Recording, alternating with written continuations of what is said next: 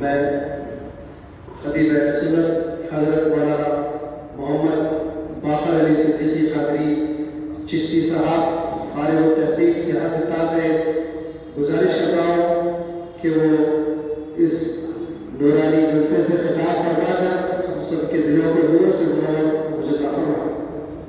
السلام علیکم ورحمۃ اللہ وبرکاتہ۔ الحمدللہ رب العالمین والصلاة والسلام علی سید الاولین والآخرین نبی الانبیاء والمرسلین وعلی آلہ وصحبہ ومن تبعہم بإحسان الی یوم الدین، اما بعد۔ قال اللہ تعالی اعوذ باللہ من الشیطان الرجیم، بسم اللہ الرحمن الرحیم، الا ان اولیاء اللہ لا خوف علیہم ولا هم يحزنون، صدق اللہ العظیم۔ قال رسول اللہ صلی اللہ علیہ وسلم الا بذکر الصالحین تنزیل البرکات، وقال علیہ الصلاۃ والسلام ذکر الصالحین کفارۃ الذنوب۔ اللہ تعالیٰ کا شکر ہے کہ اس نے ہم کو عدم سے وجود بخشا، اور کرم نوازی کی انتہا نہیں کہ اس نے ہم کو وضع تخلیق کائنات حضرت سیدنا محمد مصطفیٰ صلی اللہ علیہ وسلم کی امت کا حصہ بنایا۔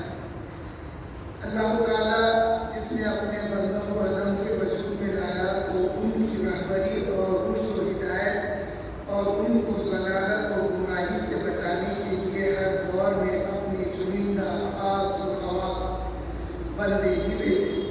ہر قوم اور ہر دور میں انبیاء علیہ السلام مبعوث ہوئے اور ہر ایک کو دعوت الی الحق دی اور اس پر معمول کیا۔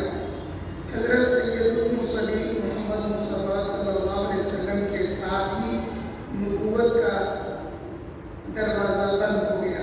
آپ صلی اللہ علیہ وسلم کا دین قیامت تک رہنے والا ہے، اس لیے آپ کے بعد کوئی نبی نہیں آئے گا۔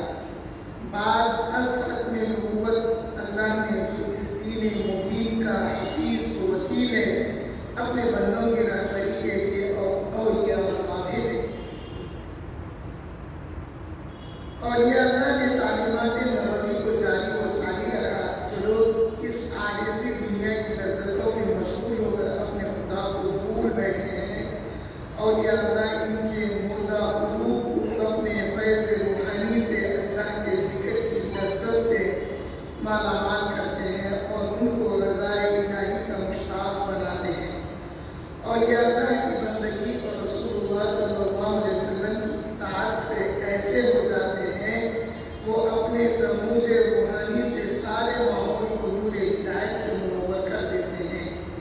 اولیاء اللہ ہر شہر میں ہوتے ہیں مگر ان میں ایک فرد فرید کو مرکزیت حاصل ہوتی ہے اور وہ خلیفۃ اللہ فی الارض ہوتا ہے، وہ حامل تجلی الہی اور جانشین محمد مصطفیٰ ہوتا ہے صلی اللہ علیہ وسلم۔ ایسا شخص انی جاعل فی الارض خلیفہ کا مصداق ہوتا ہے۔ اللہ کی کامل بندگی اور رسول اللہ صلی اللہ علیہ وسلم میں کامل فلاحیت کے سبب کو اس مقام پر فائز کیا جاتا ہے۔ 13ویں صدی کے اختتام سے کچھ قبل بلدہ حیدرآباد میں حضرت محمد عبد القادر صدیقی کے گھر اللہ کا ایک حبیب پیدا ہوتا ہے جس کو خطیب کیا کے نام سے ہم جانتے ہیں۔ بحرالعلوم سیدنا و سندنا حضرت محمد عبد القادر صدیقی رحمۃ اللہ علیہ کی ولادت باسعادت 1288 ہجری میں اپنے نانا حضرت میر پرورش علی رحمۃ اللہ علیہ کے گھر پر ہوئی۔ حاضرین محترم، انشاءاللہ اور تفصیل بعد میں سناؤں گا۔ حضرت ایک دو کرامتیں بیان کر کے اپنی بات کو پوری کر لیتا ہوں۔ بحرالعلوم کا رابطہ اہل بیت سے کس قدر واضح تھا سماعت فرمائیے۔ ایک مرتبہ سیدہ بی بی فاطمہ الزہرا رضی اللہ تعالی عنہا کی عنایتوں کا تذکرہ فرمایا بحرالعلوم نے، اور فرمایا میں کیا کرتا تھا مسجد میں جا کر پڑھے رہتا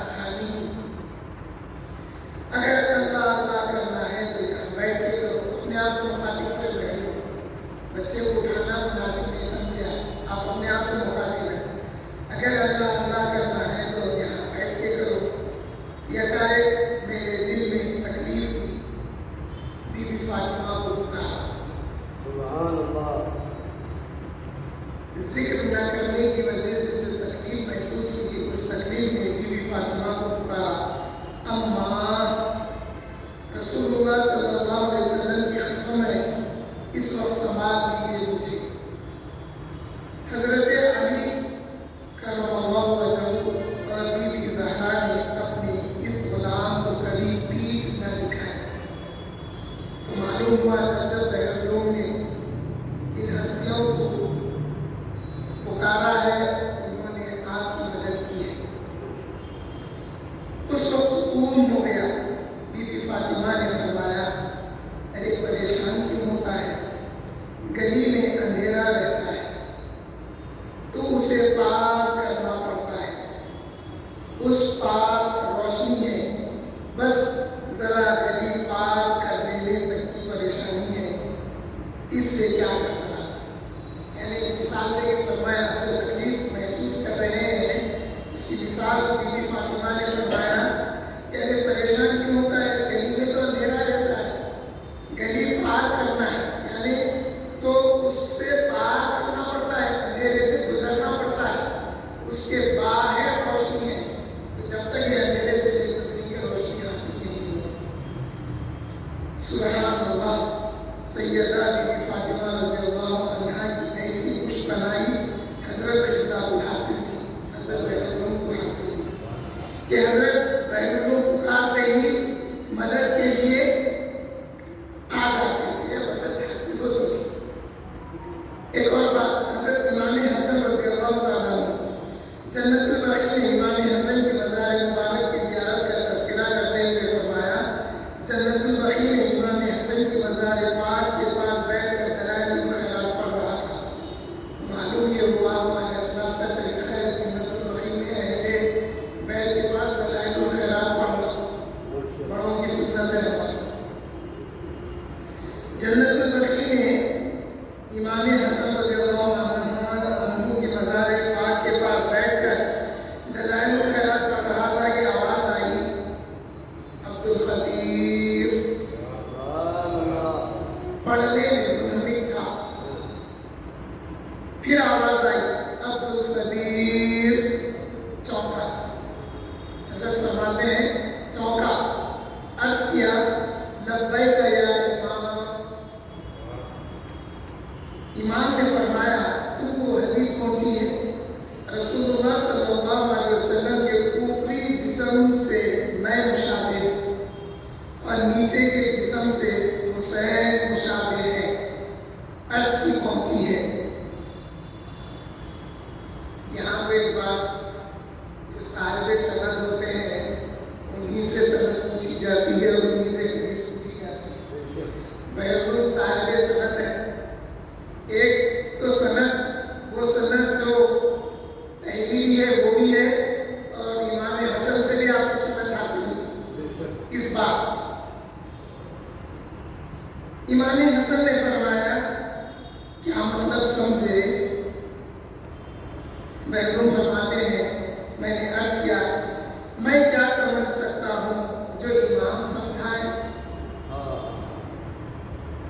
فرمایا اس کا مطلب یہ ہے کہ یہاں پہ یہ جملوں کو غور کیا، میں کیا سمجھ سکتا ہوں جو امام سمجھائے، یعنی میری اپنی سمجھ کچھ بھی نہیں ہے، میں نہیں سمجھ سکتا، امام سمجھائے تو سمجھ میں آ جائے۔ یہی طریقہ کا صحابہ کرام کا رسول اللہ کے ساتھ تھا، جب رسول اللہ کے سوال کرتے تو صحابہ عرض کرتے اللہ و رسولہ عالم، یہی انداز ہے بہرلوم کا۔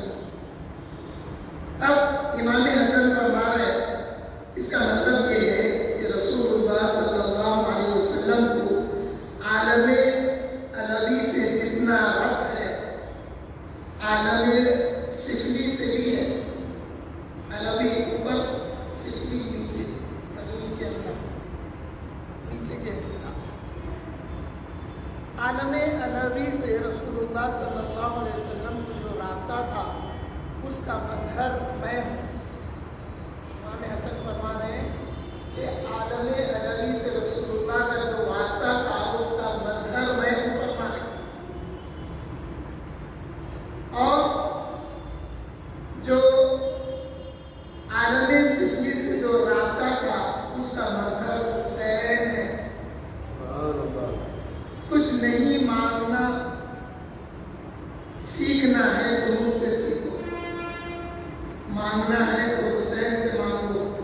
زمین مانگو، دنیا مانگو، جو چاہے مانگو۔ سبحان اللہ، کیا عنایت ہے کہ حدیث شریف کا مطلب آپ نے خود سمجھا دیا، یعنی امام حسن نے بہلوم کو سمجھایا۔ اور اللہ تعالیٰ سے دعا کرتا ہوں کہ جو سمجھ بہلوم نے امام حسن سے حاصل کی ہے، یا اللہ اس کا کچھ حصہ ہمیں بھی عنایت فرما۔ اہل بیت